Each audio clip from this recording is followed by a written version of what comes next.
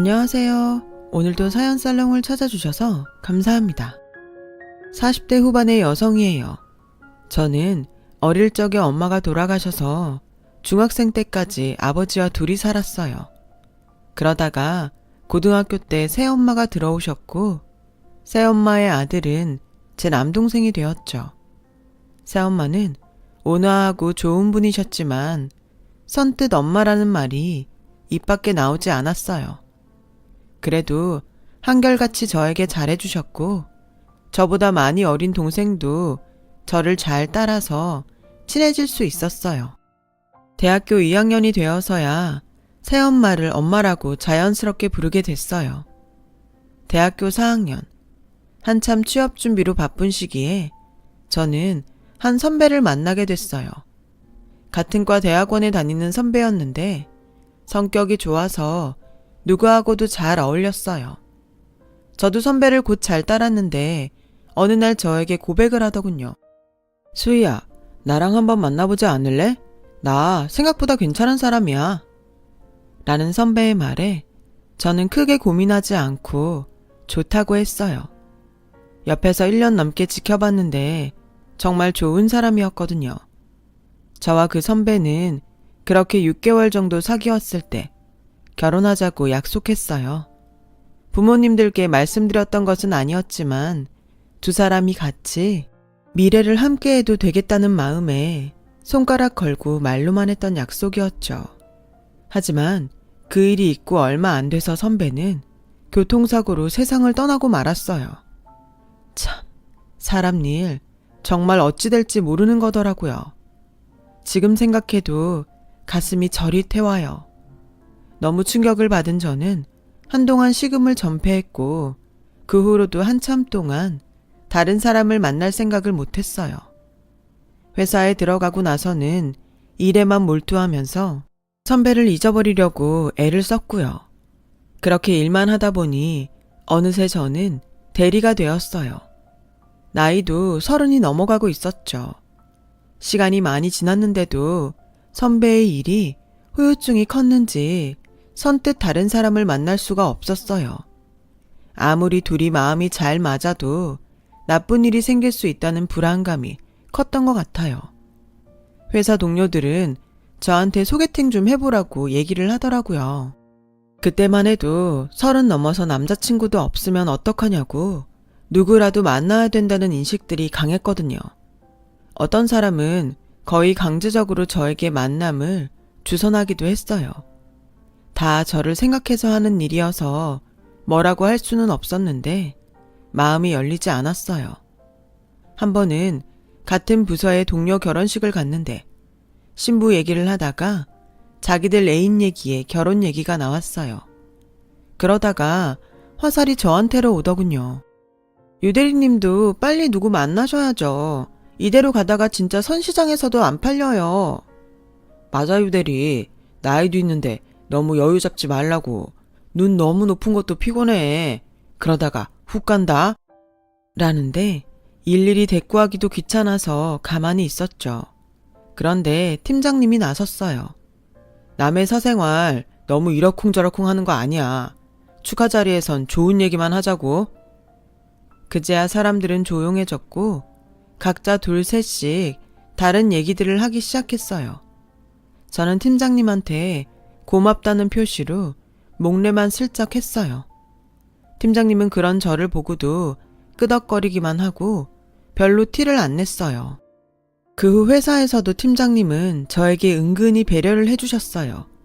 결혼이나 남친 얘기로 곤란해질 때는 적절하게 심부름을 보내셨고요. 저는 그런 팀장님이 고마워서 작은 선물을 준비해서 드렸죠. 신경 써주셔서 감사합니다, 팀장님. 뭘 그런 걸 가지고.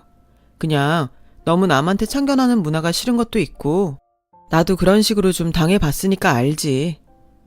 팀장님은 몇 년 전 사모님이 병으로 세상을 떠나고 어린 아들을 혼자 키우고 있었어요. 그러고 보니 팀장님한테도 재혼해라. 남자가 어떻게 아이 혼자 키우냐. 이런저런 말들을 많이 했던 게 기억이 나더라고요. 저는 원래 모여서 남 얘기하는 걸 좋아하지 않아서 직접적으로 말을 한 적은 없었어요. 하지만 저조차도 팀장님도 얼른 재혼을 하는 게 나을 거라고 그런 생각을 하고 있었어요. 제 사적인 일을 남들이 마음대로 얘기하는 건 싫어하면서 남의 문제를 쉽게 생각하고 있었던 거죠. 그걸 깨닫고 나니 괜히 미안하더라고요. 팀장님은 제 사적인 부분을 배려해 주셨는데 저는 그러지 못한 것 같았거든요. 그런 미안함에 저는 팀장님이 시키는 일을 더 열심히 했어요. 회사에도 전보다 일찍 나가서 일에 차질이 없게 노력했습니다. 팀장님은 제가 열심히 하는 걸 눈여겨보셨다며 새로운 프로젝트에 저를 추천해 주셨어요. 그 일을 하면서 둘이 더 가까워졌고 서로 호감을 품게 됐죠. 이전에 결혼을 했었고 아이가 있는 게 아무런 문제로 느껴지지 않았어요. 그건 제가 재혼 가정에서 컸고 새엄마가 엄마의 빈자리를 메우고도 남을 만큼 잘해주셨기 때문인 것 같아요. 게다가 실제 결혼을 하지는 않았어도 결혼을 약속했던 사람이 있었기 때문인지는 몰라도 팀장님과 사이가 가까워지는 게 불편하지도 어색하지도 않았어요. 똑같지는 않아도 비슷한 마음의 상처가 있다는 게 서로를 더 잘 이해할 수 있게 했어요. 어느 날 같이 저녁을 먹는데 팀장님이 그러더군요. 이런 말하면 너무 뻔뻔하겠지만 너한테 청혼하고 싶어. 근데 수희 네가 거절하고 싶으면 해도 돼. 난 다 이해할 수 있어. 저는 바로 좋다고 했고 며칠 뒤 저희 부모님한테 인사를 왔어요. 제가 많이 부족한 사람인 거 잘 알고 있습니다. 그래도 허락해 주신다면 그만큼 더 잘하면서 살겠습니다.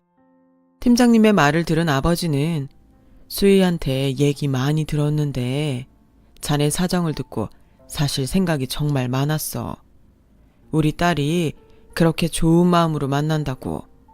자네도 그런 마음이면 충분하다고 생각했네. 이제 다만 아이가 잘 따를지 그게 제일 걱정이지.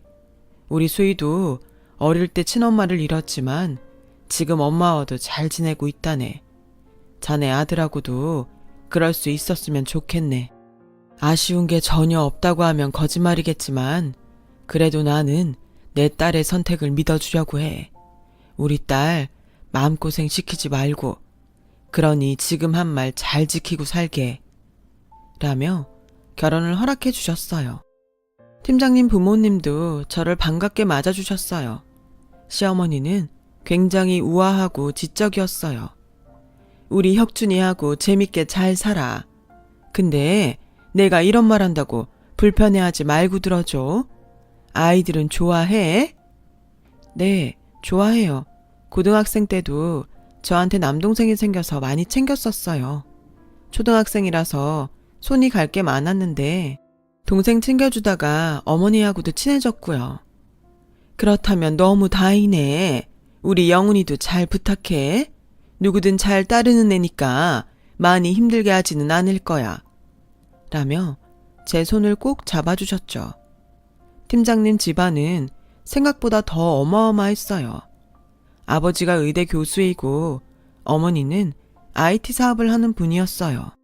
나이도 있으신데 저보다 인터넷이나 벤처에 대해 훨씬 잘하셨죠. 저는 조금 위축이 돼서 걱정을 했어요. 이렇게 대단한 집안인 거 왜 얘기 안 했어요? 제가 잘할 수 있나 걱정부터 되네요. 집안이랑 나랑 무슨 상관이라고. 우리는 우리만 잘 살면 되지. 라며 저를 안심시켜줬죠. 결혼하고 나서 2년 정도는 평범하고 괜찮았어요. 늘 행복하다는 생각이 든 건 아니었지만 사는 게 다 그런 거니까 좋은 때가 있으면 굳은 때도 있지 하며 살았죠. 아이와도 생각했던 것보다 더 일찍 친해졌고 저를 엄마라고 부르는 것도 어색하지 않았어요. 그런 평범한 일상이 끝이 난 건 제가 딸을 낳은 후부터였어요. 아이를 낳고 병원에서 시어머니가 저를 보자마자 한 말은 다음엔 꼭 아들 낳아야지. 요즘 같은 시대에 무슨 아들 타령인가 어리둥절했지만 손자 욕심이 많은가 보다 하며 그냥 넘겼어요. 하지만 시간이 지날수록 정도가 심해지더라고요. 시부모님은 제 딸을 손주 취급도 하지 않으시는 거예요. 아이를 데리고 시댁에 가도 한 번도 안아주신 적도 없고 전처의 아이인 아들만 그렇게 귀여워하더군요. 첫돌 때는 마지못해 축하한다며 선물과 금일봉을 보내주시기만 했고요. 저는 정말 이해가 되지 않아 남편한테 따졌어요. 어떻게 이럴 수 있어? 우리 지혜가 딸이라서 그래? 아니면 나를 제철하고 우리 애까지 홀대하는 거야? 아무리 그래도 친손주잖아. 같은 친손주.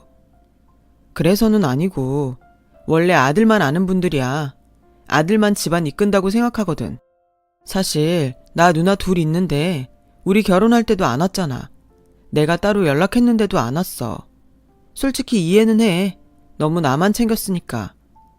아니, 이런 시대에 그게 무슨 말도 안 되는 소리야. 저렇게 많이 배우시고 최신 업계에서 사업까지 하시는 분들인데. 그건 그거고 원래 우리 집안 분위기가 완고한 데가 있어. 미리 얘기 못한 건 미안한데 솔직히 딸 낳았다고 이렇게까지 외면하실 줄은 나도 몰랐어. 우리가 아들 하나 더 낳으면 다 풀어질 수 있어. 너무 화내지 마. 아니, 이건 아이를 하나 더 낳고 안 낳고의 문제가 아니야. 내 딸에 대한 문제라고. 그리고 오빠 딸. 저와 남편은 그렇게 답답한 대화만 하다가 끝이 났고 그 뒤로도 종종 답이 없는 말다툼을 하게 됐어요. 남편한테 누나가 둘이 있다는 얘기는 연애할 때도 듣지 못했던 거라서 상당히 황당했죠. 저는 어찌됐든 딸아이의 미래를 위해서라도 제 의견을 말해야 했어요. 어머니, 우리 지혜가 딸이어서 많이 섭섭하신 건 알겠어요. 근데 이제 남자만 집안을 이끄는 게 아닌 시대잖아요. 어머님도 사업을 이렇게 잘하고 계시고요. 저는 지혜가 자기도 소중한 존재라는 걸 알았으면 좋겠는데 어머님 아버님이 안 봐주시면 힘들어할까봐 속상해요. 내가 언제 지혜가 소중하지 않댔니? 근데 이건 소중하고 아니고의 문제가 아니잖아. 집안에 사활이 걸린 문제야. 내가 사업을 하는 것도 남편이 있으니까 되는 거야. 너는 많이 배우고 똑똑한 애가 그걸 몰라? 소중한 것도 더 소중한 게 있고 아닌 게 있잖아. 그걸 못 알아듣겠어? 라는데 정말 벽에다가 대고 말을 해도 이렇게 갑갑하진 않을 것 같더라고요. 무슨 짓을 해도 딸아이한테 차별이 오는 건 막을 수 없는 건가. 너무 막막해서 저는 시댁에 딸을 데려가지 않기로 했어요. 대신 친정에 자주 들러서 많이 사랑받게 해줬죠. 그러는 중간에도 남편은 계속 둘째를 갖자고 했어요. 우리가 아들을 낳는 게 제일 좋은 방법인 거 알지? 그러면 지혜도 한 번은 봐주시지 않을까? 우리가 지혜한테 남동생을 선물하는 게 엄마 아빠로서 할 수 있는 가장 좋은 일 같아. 오빠 누나들은 오빠가 있어서 어머님 아버님이 한 번은 봐주신 거야? 그거 아니잖아. 이렇게까지 외면하는 걸 보면 그동안 맺힌 게 많다는 거지. 내가 아들을 낳으면 지혜는 지혜 동생만 예뻐하는 할머니 할아버지를 보면서 더 큰 상처를 받겠지. 혹시 지혜 문제가 아니고 나 때문인 거 아니야?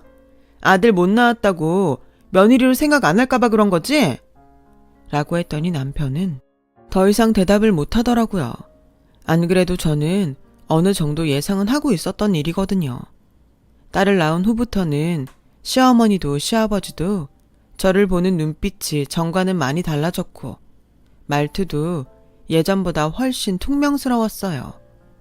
저는 끝까지 더는 아이를 낳지 않겠다고 고집을 피웠고 남편과의 사이도 점점 틀어지기만 했어요. 아이를 가진다고 아들이라는 보장도 없고 아들이라 할지라도 우리 딸 차별은 더 커질 거고 혹여 또 딸이면 그 딸들 둘은 다 어쩌나요? 그런 갈등 속에서도 딸이 유치원에 갈 때까지 어떻게든 버텼죠. 하지만 더는 견딜 수 없는 일이 생기고 말았어요. 시댁에서는 아들 영훈이는 뭐든 다 할 줄 알아야 한다고 방학 때마다 전 세계 여기저기를 보내면서 음악에 스키에 골프까지 안 시키는 게 없었거든요. 남편도 적극적이었고요. 저야 아이를 위해서 자기들 돈으로 해준다는데 말릴 이유가 없었죠. 근데 우리 딸이 유치원에서 영어 캠프를 가기로 했는데 남편이 못 보낸다고 하는 거였어요. 어디 여자아이를 어릴 때부터 그런 데에 내돌리고 그래. 우리 집안이 어떤 집안인데. 안 돼. 절대 못 가니까 그렇게 알아. 무슨 말도 안 되는 소리를 해.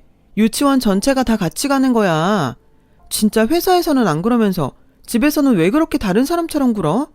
오빠가 이런 사람인 줄 알았으면 나 결혼 안 했어. 뭐? 결혼을 안 해? 어디서 그런 말을 함부로 해? 당연한 말이지. 어떻게 딸이라고 이런 식으로 생각하냐?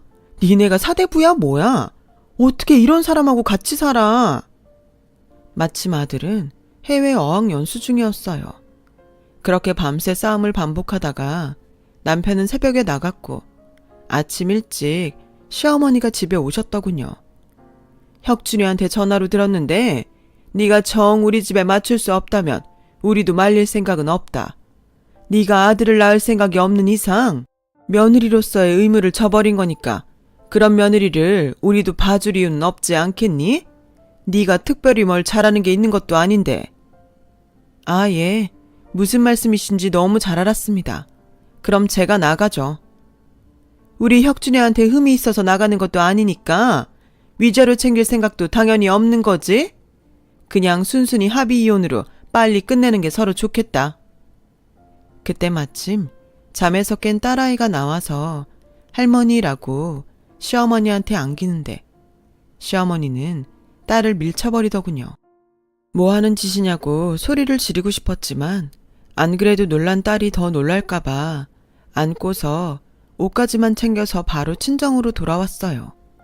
정말 시댁과 남편하고만 있으면 타임머신을 타고 조선시대에 사는 것 같은 기분에서 벗어난 것만도 너무 홀가분했죠.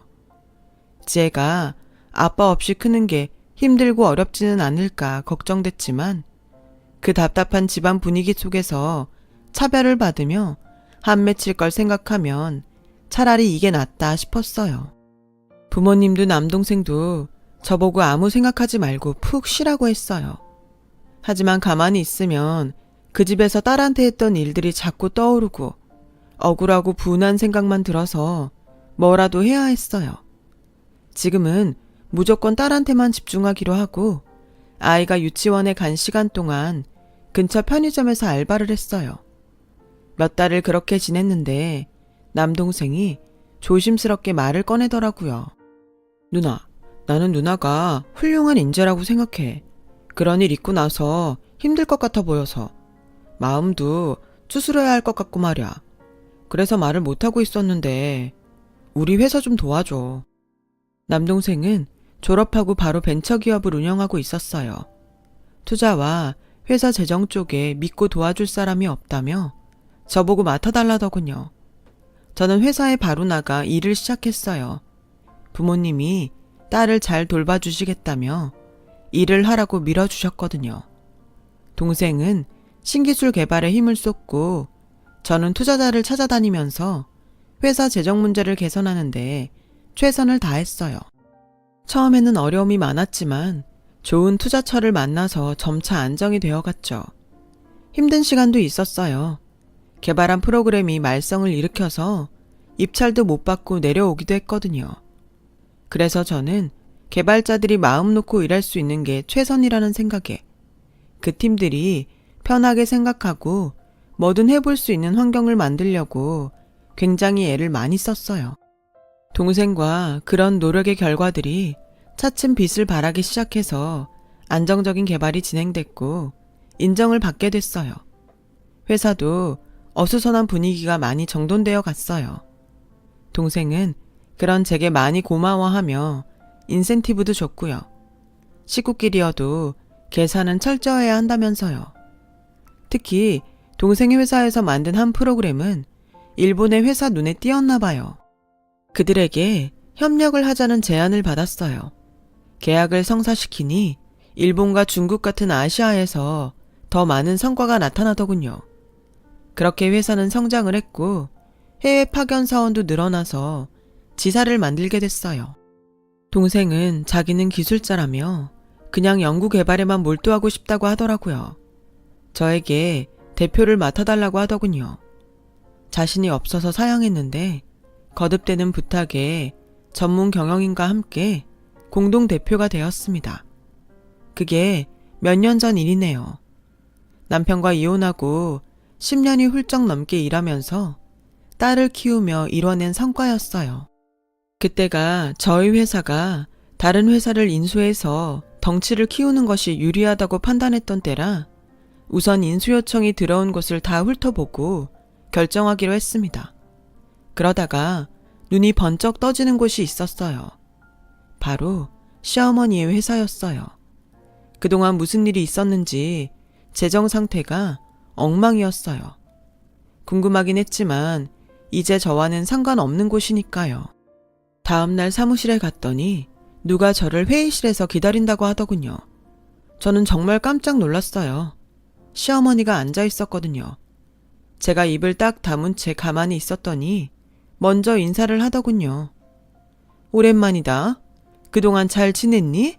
넌 변한 게 없는 것 같구나. 회사를 잘 키운 거 보니 재혼했나 보네. 저는 어이가 없어서 바로 직원을 불렀어요. 앞으로 저랑 약속 안 한 사람은 들여보내지 마세요. 이런 식으로는 미팅 안 합니다. 하며 나가려고 하자 시어머니는 제 앞을 가로막더군요. 지금 뭐 하는 거예요? 비키세요. 그러지 말고 우리 얘기 좀 하자. 너희 회사 재정 상태 괜찮은 거 다 알아. 우리 회사 정도 되면 바로 도움을 줄 수 있지 않니? 너희도 손해보지는 않을 거야. 라길래 저는 직원에게 자료를 갖다 달라고 했어요. 보세요. 지난 5년 동안 개발한 기술은 하나도 없고 수익 모델도 제대로 나온 게 없잖아요. 이런 걸 보고 빚 좋은 개살구라고 하는 거죠. 누굴 바보로 하세요? 저희 회사 물 먹으라는 건가요? 라고 했더니 말문이 막혀서 더듬거리더라고요.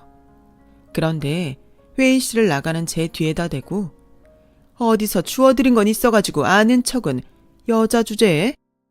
그렇게 빈정거리길래 저는 바로 받아쳤어요. 여기 제 자리에서 10년 넘게 일하면서 직원들과 만들어온 회사예요. 여자 주제라뇨. 말 똑바로 하세요. 뭐 눈에는 뭐밖에 안 보인다더니 같은 여자면서 어떻게 그렇게 사세요?